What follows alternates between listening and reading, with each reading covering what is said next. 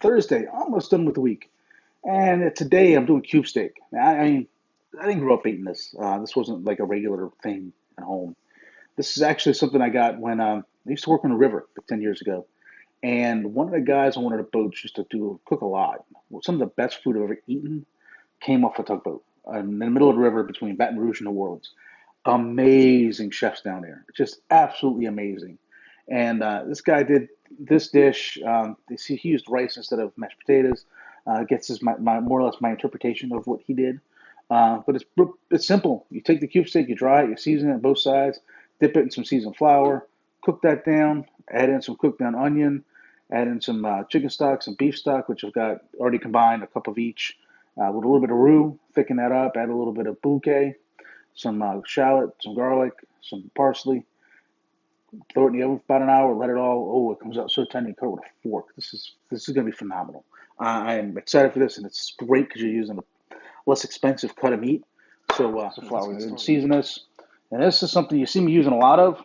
It's just an old container from Montreal Steak, but it's just 2 parts pepper, 1 part salt, 1 part garlic powder. That's, SPG. This is how you'll see it written down on the website. I add some onion powder, Cajun blend, and just some thyme. Set this on the side. But the great thing about cooking, you can turn a crap cut into gold real easy.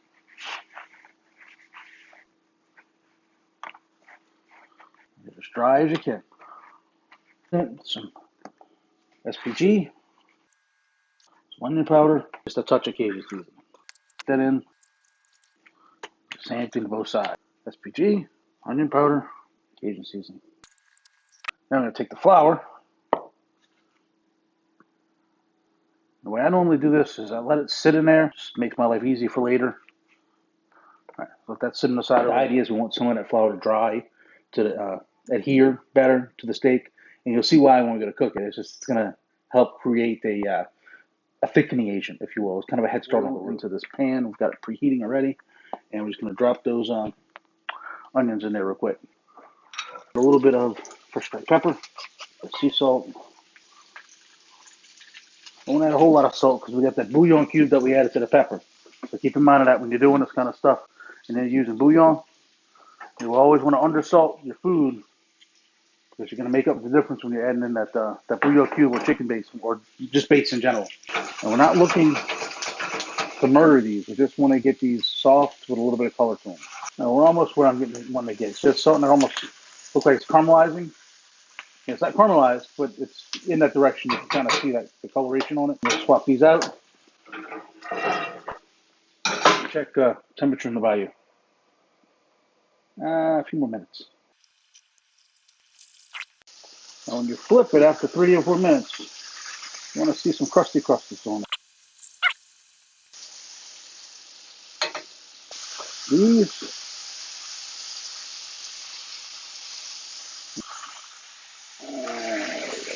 put these right on there.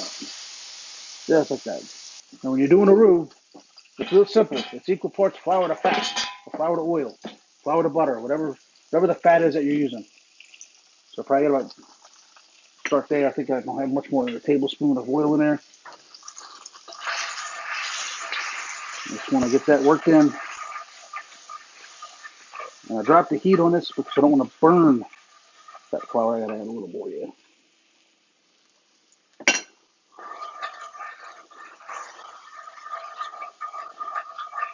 You just want to cook that down so you get all of it doesn't smell like flour anymore. You got it. Make sure you scrape up all those pretty flavor bits. That's the free flavor. That's the milk of the gods right there. A cup of chicken stock, a cup of beef stock, and 1 beef bouillon. Should thicken up pretty quick. There we go. Want darker color? That's when you're going to go ahead and use either Gravy Magic, Mystery Magic. I use Kitchen Bouquet. What you want? There we go.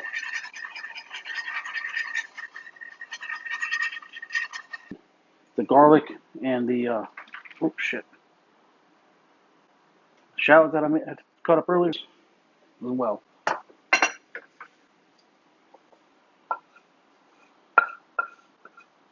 And you pull the heat back up a little bit. I didn't have mushrooms in the fridge, but I did have a old can of canned mushrooms. So we're gonna cheat do that. Don't tell anybody. It's our secret.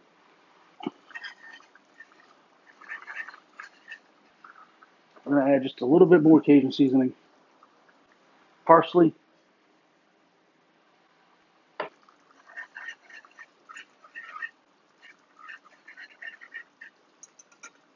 that's gonna add to the gravy. Just a little bit of heavy cream. We're gonna add some butter too. A tablespoon and a half of butter, about a quarter cup of heavy cream. Together, work that in.